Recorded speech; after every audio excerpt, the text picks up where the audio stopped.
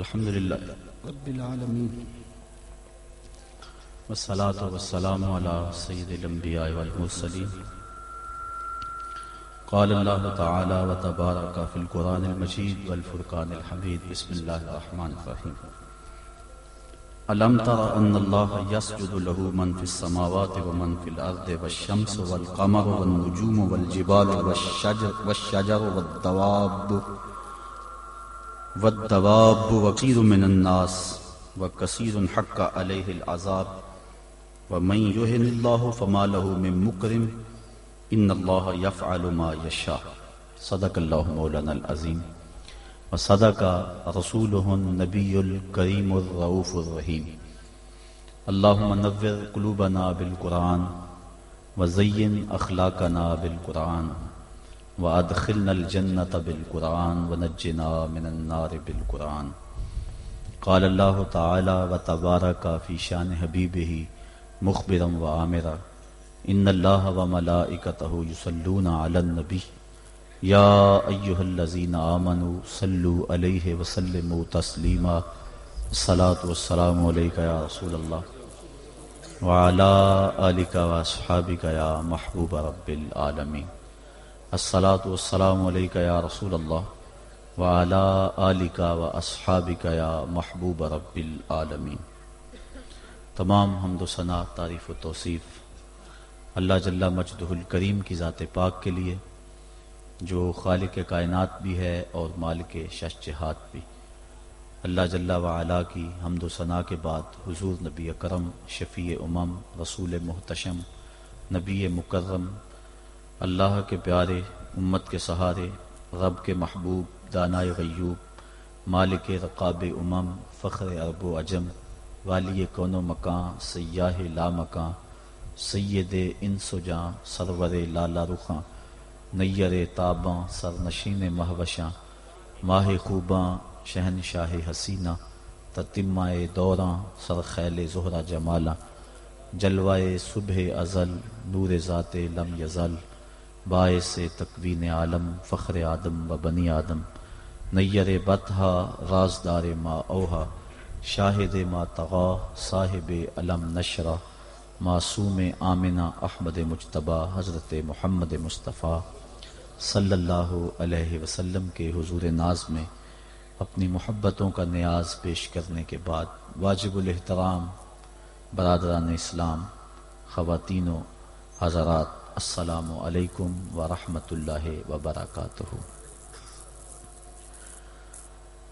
سورۃ الحج سے چند الفاظ آپ کے سامنے تلاوت کرنے کا شرف نصیب ہوا اور انہی کے ضمن و ذیل میں کچھ باتیں آپ کے گوش گزار کروں گا۔ اللہ میری زبان پہ کلمۃ الحق جاری فرمائے۔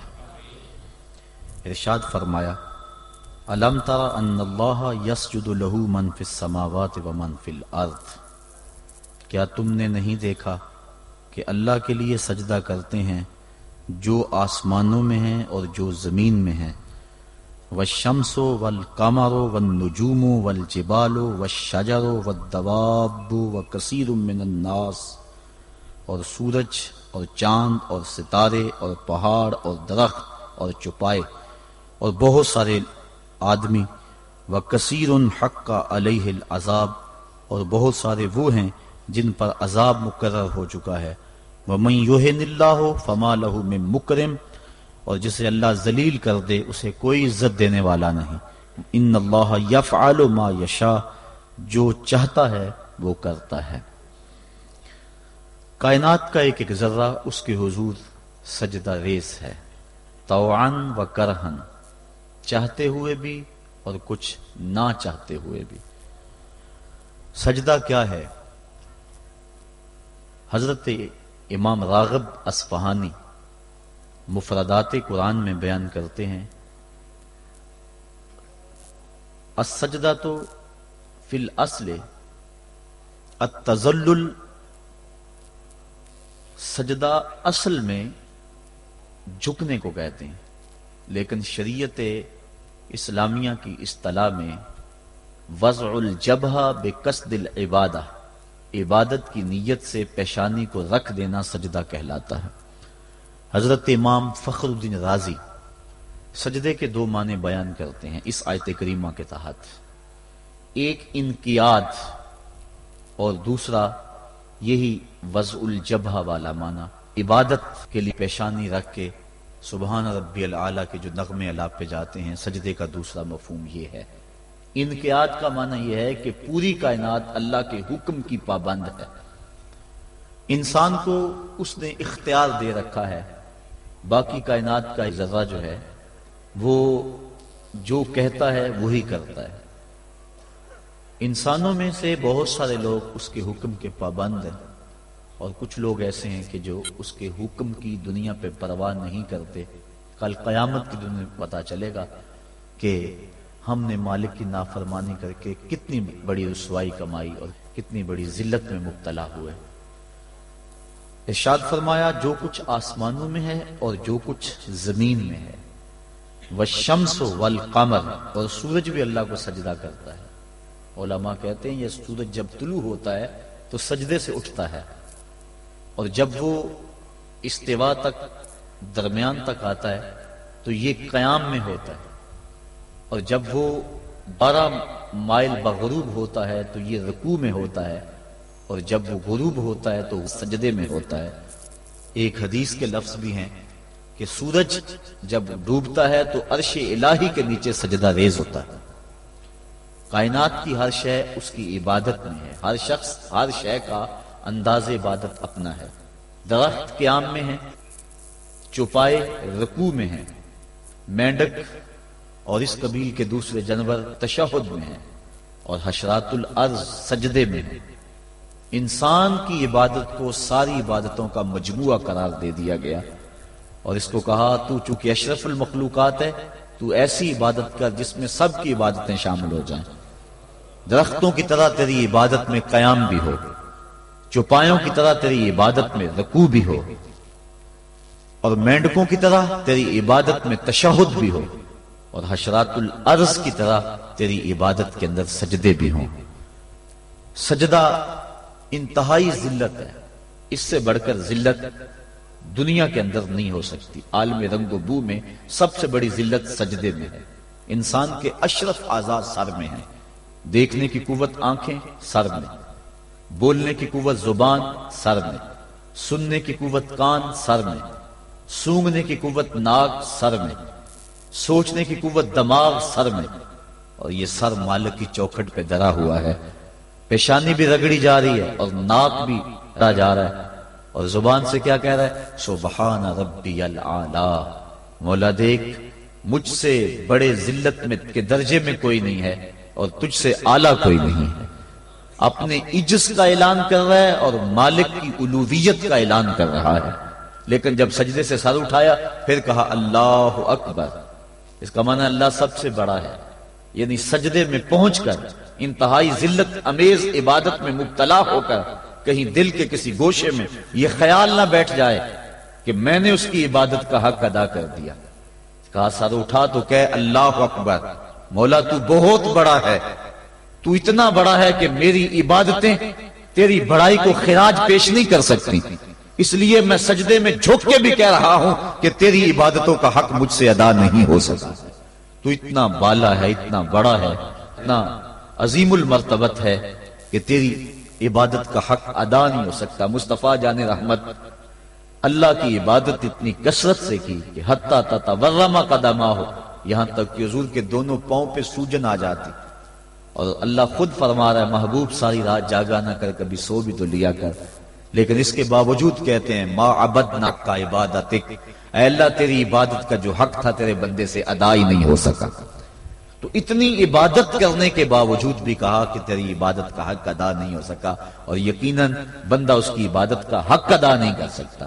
وہ جتنا بلند و بالا ہے، جتنا وہ عظیم المرتبت ہے، جتنی اس کے شانیں ہیں، بندہ جتنا مرضی جھک جائے اس کی عظمتوں اور اس کی بڑائیوں کو خراج پیش کرنے کا حق ادا نہیں ہو سکتا۔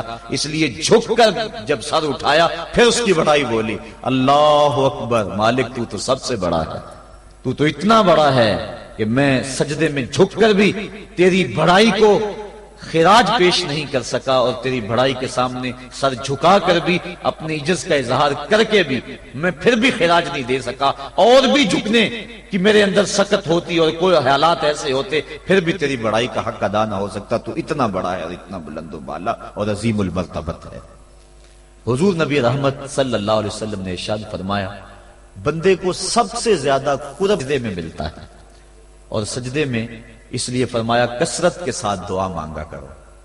اور ایک روایت کے لفظ ہیں کہ جب بنی آدم اولاد آدم سجدے میں سر رکھ کے سبحان رب العالی کے نغمے الاپتی ہے تو شیطان پیٹتا ہے، روتا ہے، چیختا ہے کہ مجھے سجدے کا حکم دیا گیا اور میں نے انکار کر کے اللہ کی ناراضگی مول لے لی اور جہنم کا حقدار بنا، اور اس کو سجدے کا حکم دیا اور اس نے سجدہ کر کے اللہ کی رضا حاصل کر لی اور جنت کا حقدار بن گیا۔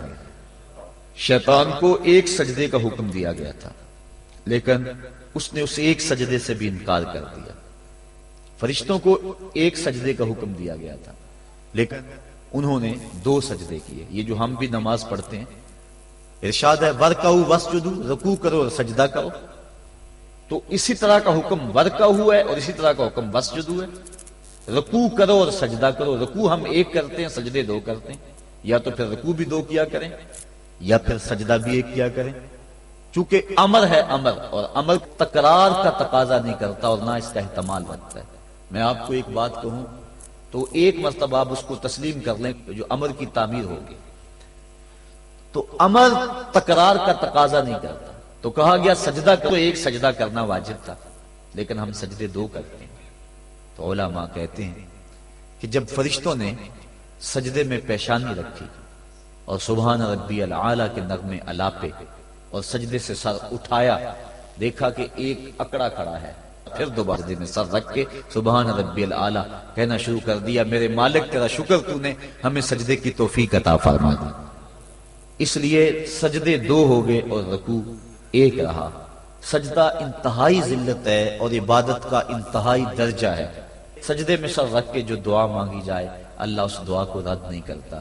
شیطان نے اللہ کے روبرو اس کی عزت کی قسم کھا کے کہا، مجھے تیری عزت و جلالت کی قسم، میں تیرے بندوں کو تیرے تک نہیں پہنچنے دوں گا، ان کے دائیں سے آؤں گا، ان کے بائیں سے آؤں گا، ان کے آگے سے آؤں گا، ان کے پیچھے سے آؤں گا، ان کی چاروں سمتیں گھیر لوں گا اور ان کو تیرے تک نہیں پہنچنے دوں گا۔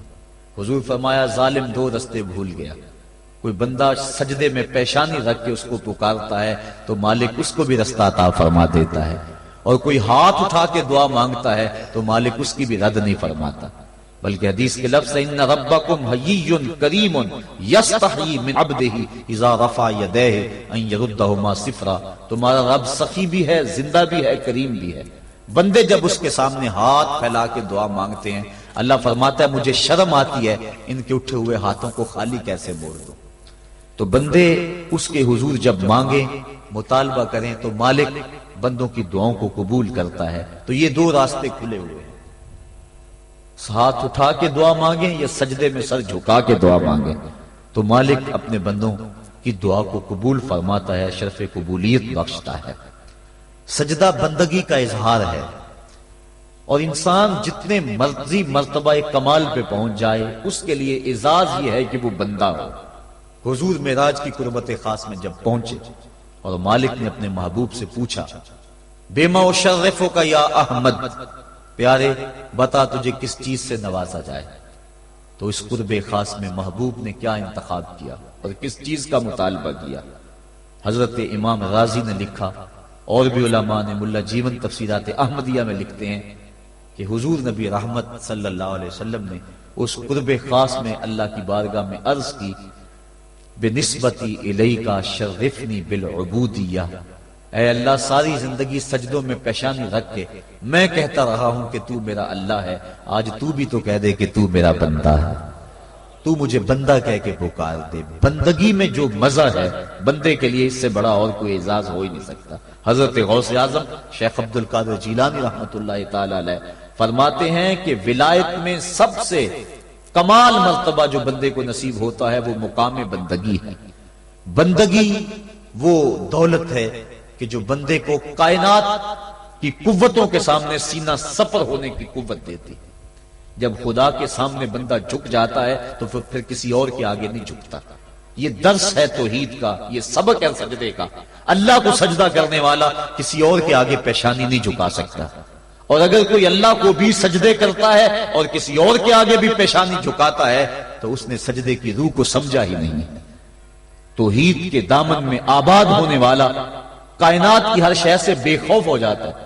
حضرت شیخ سعدی شیرازی فرماتے ہیں میں رود بار کے جنگل میں کھڑا تھا، ایک آدمی شیر کے اوپر سوار ہوا، ہاتھ میں سانپ کا کوڑا پکڑا، میرے پاس آ کے رک گیا.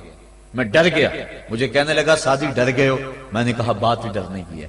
کہنے لگا سعدی تو خدا کا ہو جا، خدا کی خدائی تیری ہو جائے. اللہ کے حضور جھکنے والا دنیا کے سامنے کھڑا ہو جاتا ہے، اس کو یہ سجدہ کائنات کے سامنے درس قیام دیتا ہے. جنگل کا بادشاہ شیر ہوتا ہے، اور جو جانور کمزور بھی اس بادشاہ کے قرب میں رہتے ہیں وہ جنگل کے بڑے بڑے جانوروں کو بھی خاطر میں نہیں لاتے. کیوں؟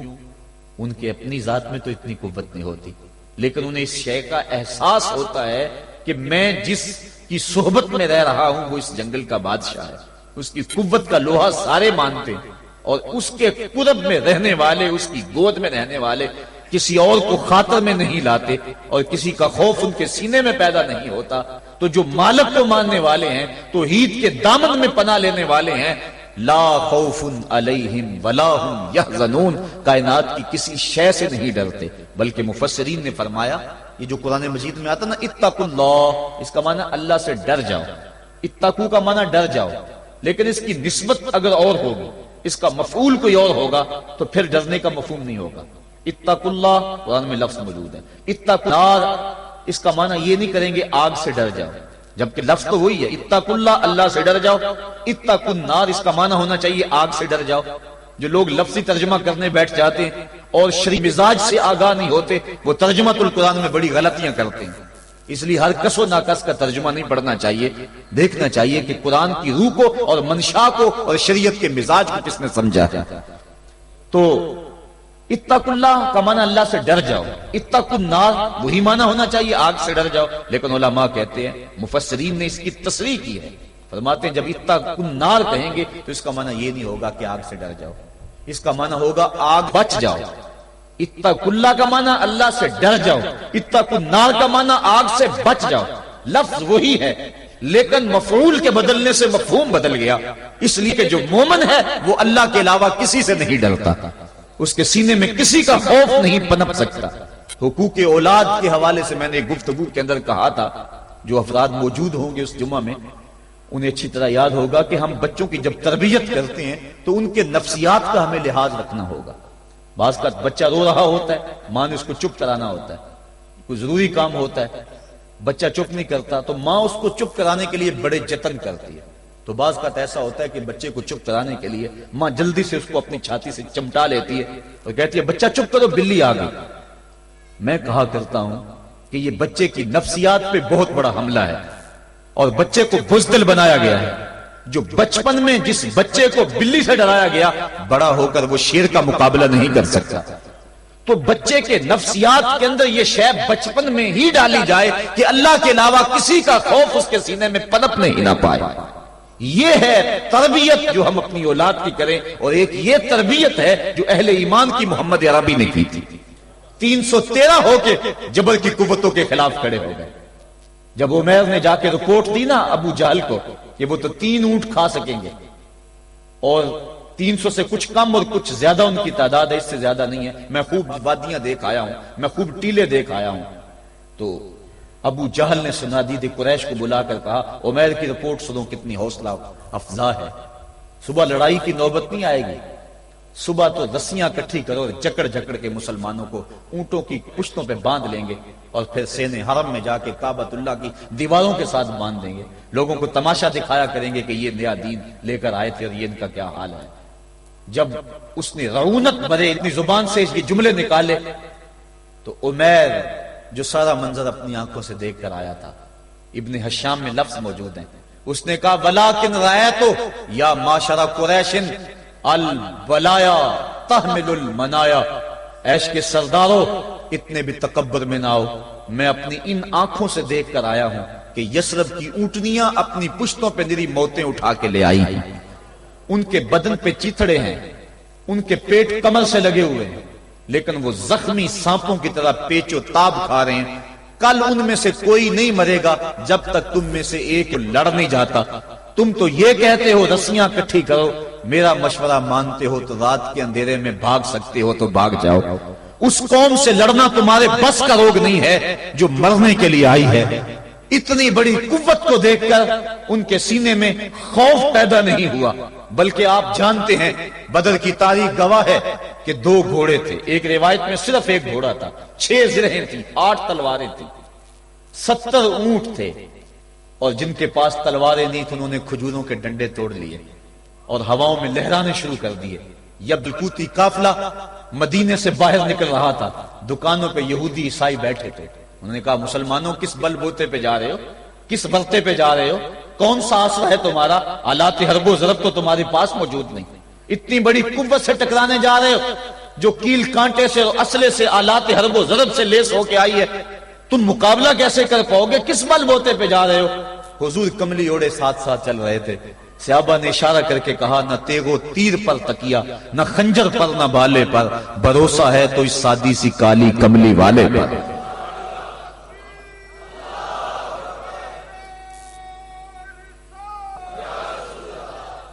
اب اس ماحول میں جبکہ کفار پورا لاؤ لشکر لے کے آئے اور ابو جہل نے کہا اعلان کر دو لنا عزا ولا عزا لکم، یہ ان کے بت کا نام ہے، ہمارے پاس عزا ہے تمہارے پاس عزا نہیں، ہمارے پاس لات ہے تمہارے پاس لات نہیں، ہمارے پاس منات ہے تمہارے پاس منات نہیں، ہمارے 360 خدا اور تمہارا ایک خدا، مقابلہ ہی کوئی نہیں۔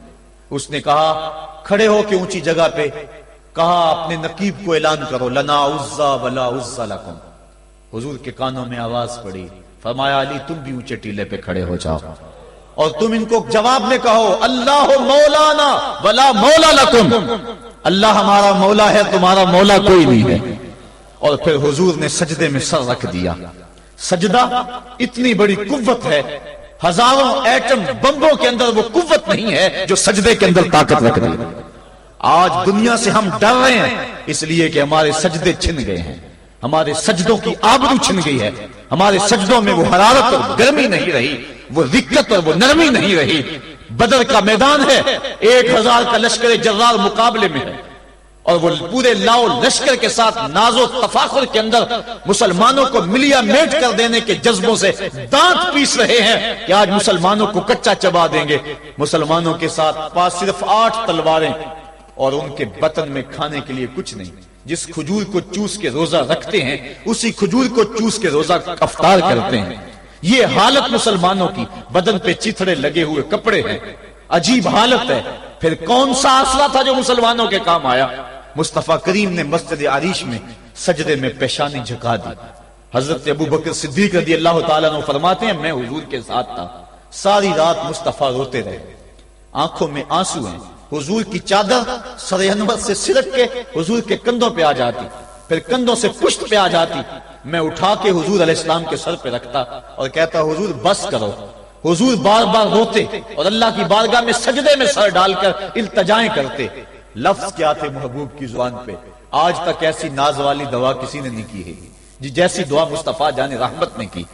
مصطفیٰ کریم سجدے میں سر رکھا ہے اور کیا کہا اللہم ان تہلک ہذہ العصابہ لم تعبد فی الارض ابدا، میرے مالک میں نہیں کہتا کہ ان لوگوں کو بچا لے، دیکھ میری زندگی کی کمائی یہی 313 ہے جو میں تیری چوکھٹ پہ لے کے حاضر ہو گیا ہوں، میری زندگی کا کل اثاثہ، میری زندگی کا کل سرمایہ کوہ ابو قبیس پہ کیے گئے درسوں کا نتیجہ، عکاظ کی منڈی کے اندر دیے گئے درسوں کا نتیجہ، اور ذی المجال کے میلے میں تیرے دین کی تبلیغ کا نتیجہ، طائف کے بازاروں میں پتھر کھا کھا کے جو تبلیغ کی اس کا نتیجہ، رستے میں گڑے، رستے میں بچھتے ہوئے کانٹے، اور مکے کے بازاروں میں میرے بدن کے اوپر پڑتی ہوئی اوجریاں، میں نے پھر بھی تیرا کلمہ بلند کیا۔ میرے مالک میری پوری زندگی کا گداز، میری پوری زندگی کا سرمایہ میری زندگی کے آنسو، میری زندگی کا رونا سینے حرم کے اندر کعبۃ اللہ کی چھاؤں کے میں سجدے کر کر کے، کوئی کبھی میں نے عمر مانگا، کبھی میں نے حمزہ مانگا،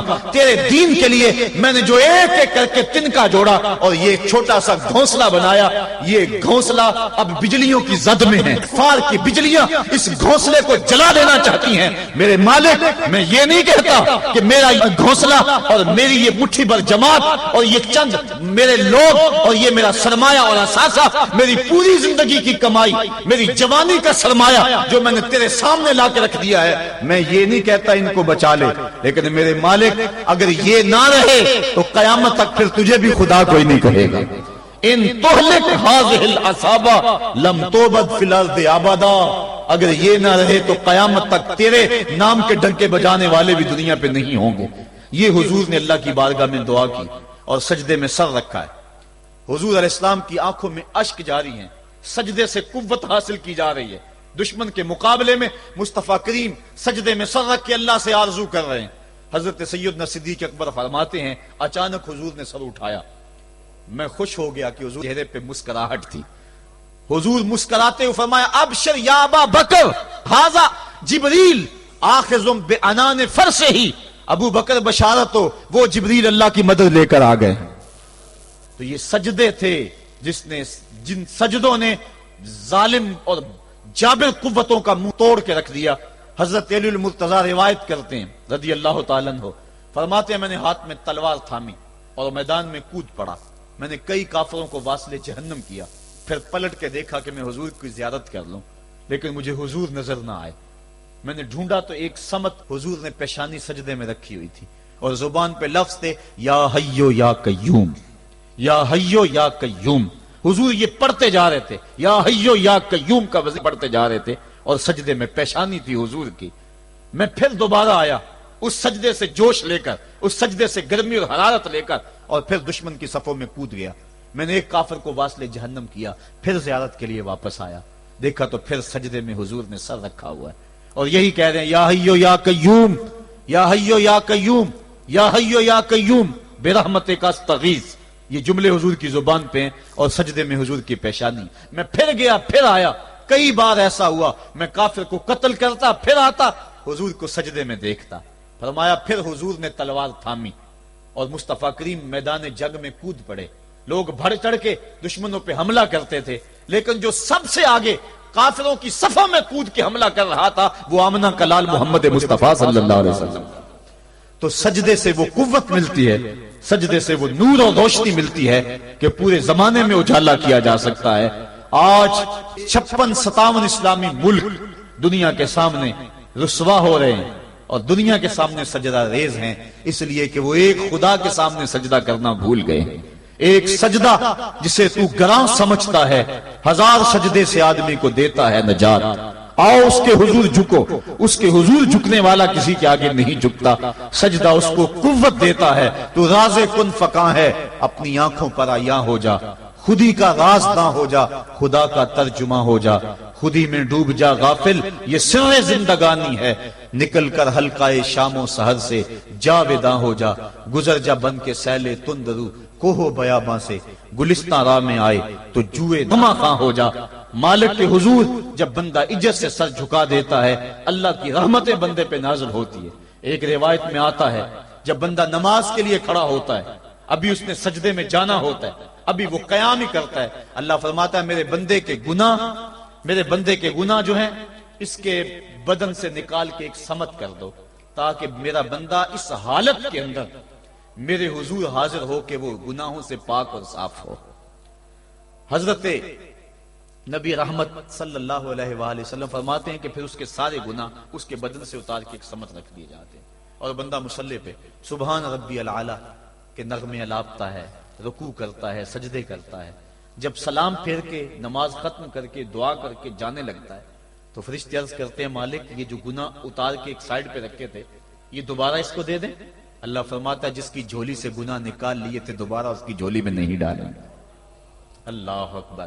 اور ایک روایت کے لفظ ہیں کہ جب بندہ نماز کے لیے کھڑا ہوتا ہے اس کے کندھوں کے اوپر سارے گناہ آ جاتے ہیں اور اس کے سر پہ اوپر گناہ آ جاتے ہیں۔ جب رکوع میں جاتا ہے تو کندھوں والے گناہ گر جاتے ہیں۔ اور جب بندہ سجدے میں سر رکھتا ہے تو اللہ تعالیٰ اس کے سارے گناہوں کو ختم کر دیتا ہے اور وہ بالکل پاک ہو جاتا ہے۔ حضرت سلیمان فارسی ایک دن ایک درخت کے نیچے کھڑے تھے، آپ نے درخت کی شاخ کو پکڑ کے جنبش دی، حرکت دی، موسم خزاں تھا، درخت کی شاخ کے سارے زرد پتے گر گئے۔ ایک صحابی پاس کھڑے تھے، انہیں پوچھنے لگے، عثمان تو نے مجھے پوچھا نہیں کہ میں نے درخت کی شاخ کو یوں ہلایا کیوں ہے؟ انہوں نے کہا اچھا پھر آپ بتا دیں کہ آپ نے درخت کی شاخ کو یوں کیوں ہلایا ہے؟ کہا سنو پھر، ایک دن میں اور چند صحابہ حضور کے ساتھ جا رہے تھے، رستے میں ایک درخت آیا، اس کے نیچے حضور کھڑے ہوئے، حضور نے اس طرح درخت کی شاخ کو پکڑ کے ہلایا، یوں پتے گئے، ہم اس منظر کو دیکھتے رہے۔ حضور علیہ السلام نے فرمایا سلمان فارسی تو نے مجھے پوچھا نہیں کہ میں نے اس درخت کی شاخ کو یوں کیوں ہلایا ہے؟ تو میں نے عرض کی حضور آپ بتا دیں کہ آپ نے کیوں ہلایا ہے؟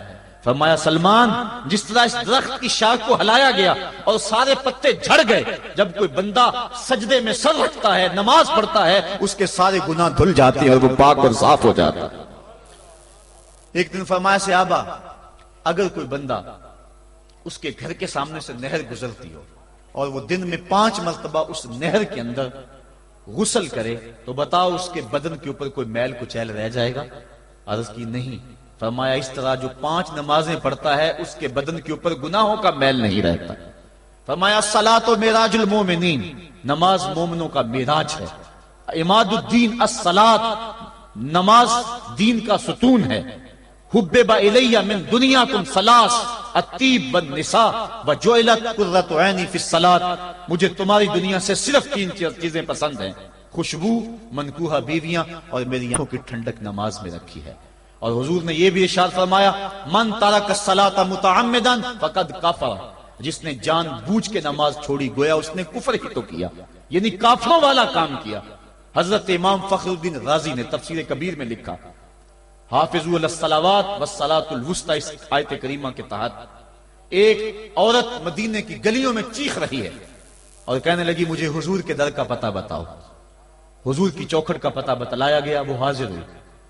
آقا کریم صلی اللہ علیہ وسلم کی خدمت میں عرض کی حضور میرا خامد سفر پہ گیا ہوا تھا اور میں نے اس کی عدم موجودگی کے اندر زنا کر لیا، حمل ٹھہر گیا اور جو بچہ پیدا ہوا میں نے مارے شرم کے اس بچے کو سرکے کے مرتبان میں ڈال دیا اور پھر اسی سرکے سے میں لوگوں کو فروخت کرتی رہی ہوں۔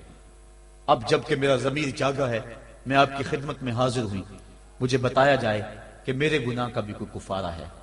حضور نے ارشاد فرمایا جو تو نے زنا کیا ہے اس کی سزا رجم ہے چونکہ تو شادی شدہ ہے، اور جو تو نے بچے کو قتل کیا ہے قتل کی سزا قتل ہے، اور جو تو نے سرکہ بیچا ہے فقد ارتکبت کبیرہ، تو نے کبیرہ گناہ کیا ہے، اس کی سزا تو قیامت کے دن پائے گی۔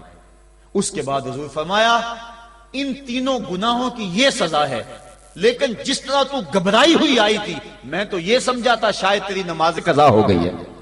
اب آپ اندازہ کریں کہ نماز کی اہمیت کیا ہے اور ہم اس باب میں کتنی سستی کرتے ہیں۔ کسی سے پوچھا جائے نا آؤ نماز پڑھنے چلے، وہ کہتے ہیں بس یار میرے کپڑے پلید ہیں، کپڑے میرے پاک نہیں ہیں۔ تیرے کپڑے کیسے پاک رہ سکتے ہیں؟ تو اللہ کے حضور جھکنا نہیں جانتا، تیرے کپڑے بھی پلید ہیں، تیرا دل بھی پلید ہے، تو اس کے حضور جھک کے تو دیکھ، تن بھی ستھرا کر دے گا، تیری روح کو بھی پاکی دے دے گا، تیرے قلب کو بھی طہارت بخش دے گا۔ تو اس کے حضور آ جھک، اس کے حضور سجدوں سے اللہ کے حضور خراج پیش کر اپنی محبتوں کا۔ جب بندہ سجدے میں سر رکھتا ہے اللہ فرشتوں میں فخر کرتا ہے میرے بندے کو دیکھو نا بالآخر میرے حضور ہی جھکا ہے نا، کتنے گناہ کیے اس نے، کتنے جرم کیے اس نے، لیکن بالآخر میرے حضور آیا اور اپنے گناہوں کی معافی مانگتا ہے۔ فرشتوں گواہ ہو جاؤ میں نے اپنے اس بندے کی مغفرت فرما دی۔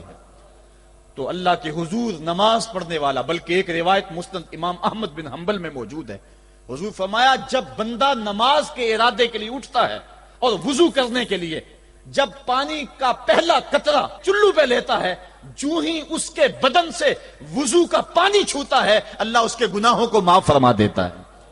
جس نماز کے قصد کے لیے اٹھیں اور وضو کریں اور پانی چھوتے ہی گناہ معاف ہو جائیں، اگر اس نماز کا اعلیٰ درجہ سجدہ کر لیا جائے مالک کی کتنی رحمتیں نازل ہوگی۔ یہ کتنی بڑی دولت ہے، یہ کتنا بڑا سرمایہ ہے جس سے ہم لوگ محروم رہ جاتے ہیں۔ آؤ اللہ کی رحمتیں سجدے میں ڈھونڈے، سجدے میں پیشانی رکھ کے جب رحمت کو مانگے۔ تو وہ مالک ہمارے اوپر رحمتیں نازل کرے گا۔ آج پوری دنیا کے اوپر مسلمانوں کے ساتھ جو حالات ہیں وہ کسی سے مخفی نہیں۔ کوئی کہتا ہے کہ معاشی طور پہ مسلمان کمزور ہیں، اس وجہ کو بھی میں تسلیم کرتا ہوں۔ مسلمان کے پاس آلات حرب و ضرب بھی موجود نہیں ہیں، اس وجہ کو بھی تسلیم کر لیا جائے۔ سیاسی طور پہ مسلمان کمزور ہیں، اس وجہ کو بھی تسلیم کر لیا جائے۔ یہ ساری وجہیں اپنی جگہ پہ، لیکن یہ بھی تو سنو، مسلمانوں کی تعداد اس وقت 1.40 کروڑ ہے۔ افرادی قوت اتنی کبھی بھی مسلمانوں کی نہیں ہوئی تھی۔ اس وقت مسلمانوں کے پاس ایٹمی طاقت موجود ہے، اتنی قوت عسکری کبھی بھی مسلمانوں کے پاس نہیں ہوئی تھی۔ 56 اسلامی ملک ہیں جن میں قیمتی معدنیات سے اور تیل کی دولت سے اور سونے کی قیمتی معدنیات سے یہ مسلمان مالا مال ہیں۔ کیا کچھ نہیں ہے جو مسلمانوں کے پاس نہ ہو، لیکن ایک دولت چھن گئی مسلمانوں کے پاس، وہ سجدے کی آبرو، وہ سجدے کی عزت، وہ پیشانی رکھ کے اس رب کو پکارنا جو سب سے اعلیٰ ہے، جو سب سے بالا ہے، جس نے موسیٰ کے فرعون کو نیل کی موجوں میں ڈبو دیا۔ کیا پوری امت مسلمہ 1.40 کروڑ انسان سجدے میں سر رکھ کے سبحان ربی الاعلیٰ کے نغمے آپ کے اپنے رب سے گزارش کریں اور اپنی امت کا رونا روئیں؟ کشمیر میں لٹتی ہوئی جوانیاں اور قدس کے اندر بہتا ہوا خون، شبرغان سے لے کر کابل و قندھار تک اور موصل سے لے کر تقریب تک مسلمان کے اوپر جو ظلم و تشدد ہو رہے ہیں، اپنے رب کے حضور اس کا دکھڑا سنائیں اور اپنے مالک کو کہیں میرے مالک ہم لٹ گئے، ہم کٹ گئے، ہم پٹ گئے۔ اسلحے بھی موجود، افرادی قوت بھی موجود، سیاسی طاقتیں بھی موجود، لیکن اس کے باوجود مسلمان دبتا چلا جا رہا ہے۔ اسی کشتی کو ہے خوف تلاطم صدحیف منہ موڑ دیے تھے جس نے بڑھتے ہوئے طوفانوں کے، جو 300 ہو کر جرأت اور وہ طاقت اور وہ عظیمت کی داستانیں رقم کرتے ہیں کہ مالک تو بھی اس دن کو یوم فرقان کہہ کے پکارتا ہے۔ آج وہ امت بیچ منجدار کے اس امت کی کشتی ہچکولے کھا رہی ہے۔ ہماری فریاد، ہمارا استغاثہ تیرے سے ہے، میرے مالک ہمارا کھویا ہوا وقار بحال کر دے اور اس امت کو اس مرتبہ کمال تک پہنچا دے جس کمال تک یہ امت پہلے پہنچی تھی، اور ان کا کھویا ہوا وقار بحال کر دیا جائے۔ آج بھی ہم اگر سجدوں سے اپنے رب کو منا لیں اور وہ روٹھا ہوا رب آج بھی ہماری مدد کے لیے آ جائے تو پھر کوئی قوت، کوئی طاقت ہمیں نہیں لتاڑ سکتی۔ آئیے ہم سجدے سے اپنے مالک، اپنے خالق اور اپنے رازق کے حضور اپنی محبتوں اور اپنی الفتوں کا خراج پیش کریں۔ نماز ایک ایسی عبادت ہے جس کا حکم قرآن میں 750 مرتبہ کے قریب دیا گیا۔ اور ایک آخری بات عرض کر کے اپنے موضوع کو سمیٹنا چاہوں گا۔ میرے اور آپ کے آقا مولا حضور نبی رحمت صلی اللہ علیہ وسلم پر جب وقت آخر آیا تو آخری وصیتیں جو حضور نے اپنی زندگی میں کی وہ کیا تھی؟ 2 وصیتیں تھی حضور کی آخری کی۔ جب حضور ایام مرض میں تھے اور آخری وصیتیں، اس کے بعد حضور نے کوئی کلام نہیں کیا، وہ یہی تھا، الصلاۃ الصلاۃ الصلاۃ الصلاۃ۔ لوگوں میں تمہیں نماز کی تاکید کرتا ہوں، میں نماز کی تاکید کرتا ہوں۔ اور دوسرا فرمایا، جو تمہاری ملک میں تمہارے غلام اور تمہاری لونڈیاں ہیں ان کے ساتھ حسن سلوک کی تاکید کرتا ہوں۔ یہ آخری 2 باتیں تھی جو حضور نے ارشاد کی۔ حقوق اللہ کے حوالے سے نماز اور حقوق العباد کے حوالے سے حضور نے کمزوروں کے حق ان تک پہنچانے کی تاکید امت کو دی، اور اس کے بعد پھر حضور انتقال کر گئے۔ آئیے ہم سجدوں سے اپنے رب کو راضی رکھیں۔ اللہ مجھے آپ کو توفیق عمل عطا فرمائے۔